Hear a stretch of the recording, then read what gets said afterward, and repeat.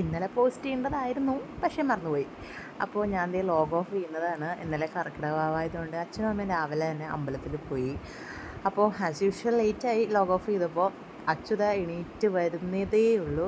ഞങ്ങൾ അടുക്കളയിൽ ചെന്നപ്പോൾ അമ്മ ദേ ഫുഡ് ഉണ്ടാക്കാനുള്ള ഒരു പ്രിപ്പറേഷനിലാണ്. അവന് ഉറക്കം ശരിയായിട്ടില്ല, ഒരു ഹാങ് ഓവർ ഉണ്ട്. രാവിലെ തന്നെ ഡോറയുടെ മുട്ടയ്ക്ക് വേണ്ടിയിട്ടുള്ള വെയിറ്റിംഗ് ആണ്. അമ്മേനെ അടുക്കളയിൽ കണ്ടാൽ പിന്നെ അവൾ നിൽക്കില്ല. അതാണ് അവളുടെ അവസ്ഥ. അച്ചുവാണെങ്കിൽ അച്ഛനെ കണ്ടു കഴിഞ്ഞാൽ പിന്നെ ഒരു സ്ഥലത്ത് നിൽക്കില്ല, നമ്മുടെ അടുത്ത് വരികയുമില്ല. അച്ഛനെ മതി. ഞാനിങ്ങനെ ഗൈഡ് ചെയ്തുകൊണ്ടിരിക്കുകയാണ് അമ്മേനെ.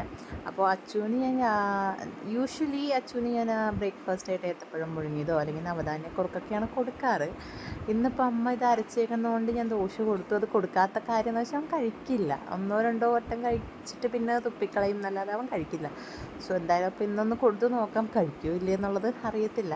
ഞാൻ അവന് കൂടുതലും വീട്ടിലുണ്ടാക്കുന്ന ഫുഡ് തന്നെയാണ് കൊടുക്കാറ്. പുറത്തുനിന്ന് തന്നെ ഒന്നും കൊടുക്കാറില്ല.